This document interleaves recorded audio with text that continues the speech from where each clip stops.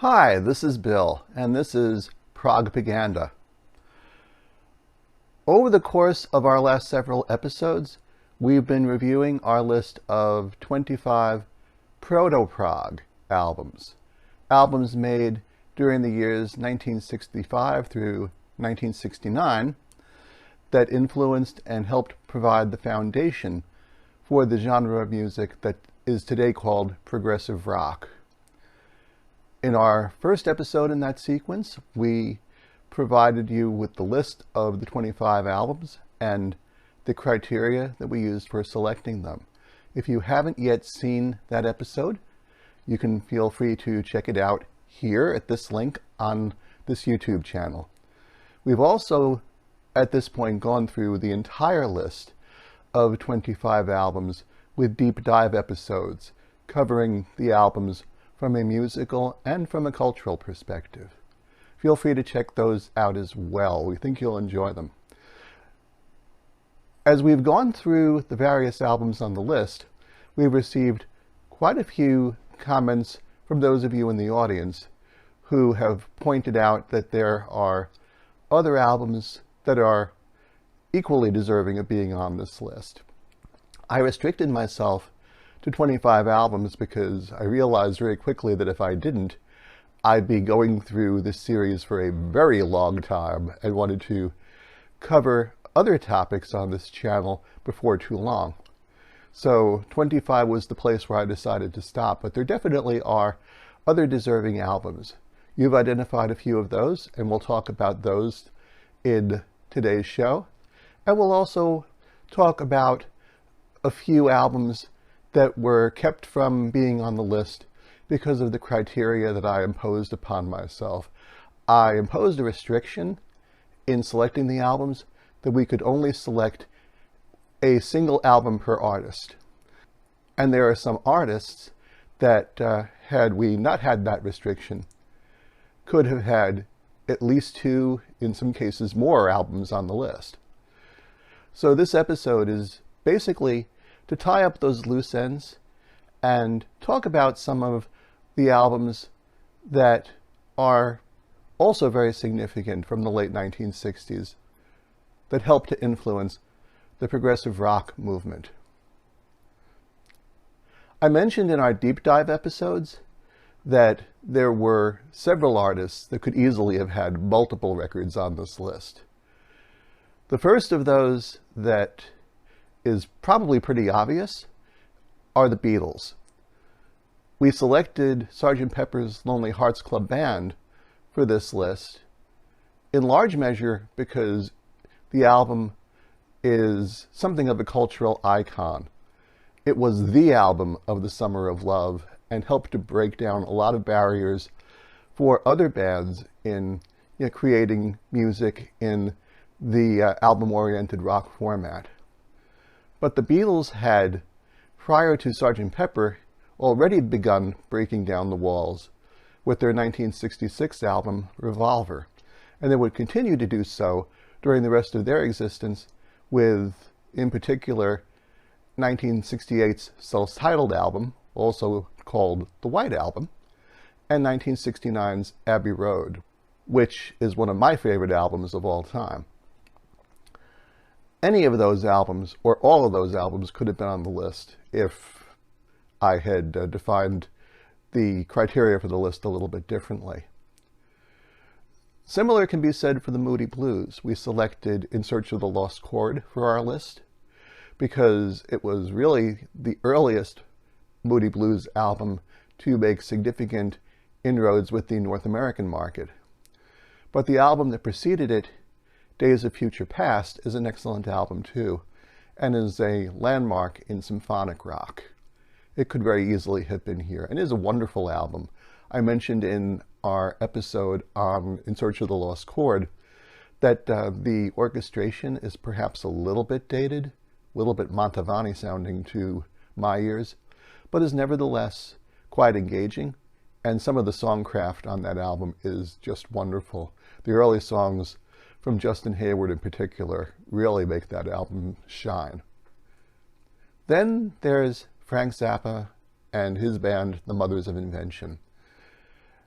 Frank's Absolutely Free album was chosen for our list, but there are at least two other albums from his late 1960s period that are very notable, and they're very, very worth checking out. The album that came after Absolutely Free, 1968's We're Only In It for the Money, is a terrific record, more than a little bit sarcastic about the flower power hippie movement, and in some regards takes pot shots at the Beatles and their packaging of the Sgt. Pepper album. The phrase, "they're only in it for the money," was one that Zappa was quoted as saying when interviewed about Sgt. Pepper in particular and its significance to the marketplace. The other Zappa album that is absolutely worth hearing is, to my ears, his masterpiece. That album is Hot Rats. Hot Rats was largely a collaboration between Zappa and his keyboard player and sax man, and orchestrator for that matter, Ian Underwood. But there are a number of very notable appearances on that album from other artists. Jean-Luc Ponty makes a great appearance. Frank Zappa's friend Don Van Vliet, also known as Captain Beefheart, makes one of his earliest recorded appearances on the album as well, on Willie the Pimp. Finally, on the album's first track, Peaches and Regalia, Frank makes use of a then unknown, and at the time only 15-year-old, bass player by the name of Shuggie Otis, who does a masterful job on the bass on that track.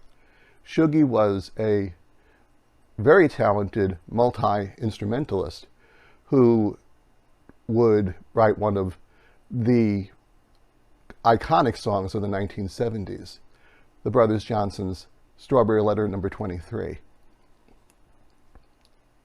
Going on to the albums that you, the audience, told us we should have considered. I'll mention 5 of them here. There certainly are many others that would be worthy of discussion, but since you mentioned these in particular, we'll go forward with them. Several of you voted for inclusion of the first album by the Velvet Underground from 1966. This album is obviously an iconic album in many ways, not just musical, but also from a stylistic and cultural perspective. Lou Reed broke a lot of barriers in the subject matter of the songs on this album. I wouldn't necessarily call it a prog rock album, but it's an album that a lot of people, in particular David Bowie and Brian Eno, would cite as references and touch points for the music that they would go on and create in the 1970s. 2 albums that some people might classify as progressive pop were named in the comments as well. One which was only released in the United States about a year and a half after the band made it, and by the point of its release the band had in fact broken up, is the Zombies' great Odyssey and Oracle, the last album by that band prior to Rod Argent's starting his band Argent in mid-1969. Odyssey and Oracle contains their masterpiece, Time of the Season, and quite a few other songs that, yeah, they are progressive pop in terms of content, but nevertheless very enjoyable and quite memorable. The other album in this category is Family's Music in a Doll's House.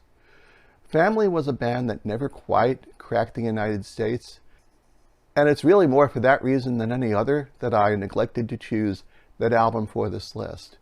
But it is a great record, and Family, of course, was a rather significant band of the late 1960s and of the early 70s, with quite a few great musicians, perhaps most notably their vocalist and bass player John Wetton going through Roger Chapman's band.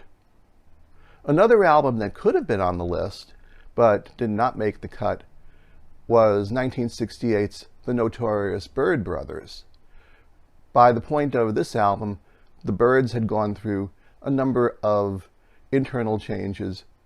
Roger McGuinn had fired David Crosby by this point and was beginning to experiment in various forms of music, in particular on this album introducing the Moog synthesizer. McGuinn actually had planned to make far more use of the Moog in a subsequent album, but that album would ultimately be hijacked by a new member of the Byrds, Graham Parsons, in order to create what would be, although not progressive rock in content, one of the Byrds' landmark albums, Sweetheart of the Rodeo. Last but not least is Van Morrison's great and iconic album from 1968, Astral Weeks. Astral Weeks is arguably more of a jazz album than it is a prog rock album. Regardless of how you'd classify it, it is a landmark album of its time. It was totally unexpected when this album dropped in 1968, since the audience and the record industry was expecting something that sounded much more like Morrison's work with them and his early work with Bang Records, particularly his song Brown Eyed Girl. Astral Weeks is an album that almost defies classification. Like the band Queen would often be called in the 1970s and 80s, where Queen produced Queen music, Van Morrison produced Van Morrison music. There really wasn't anything else quite like it. Absolutely wonderful record. I could go on forever with this, but I'm going to end it here. If there are other albums that you think should have been on this list, by all means, post those in the comments. I'd like to have a sense of your tastes and what you're interested in listening to and talking about for further episodes in this series. This will conclude our sequence on Proto-Prog, but we have many, many more topics in the hopper to talk about.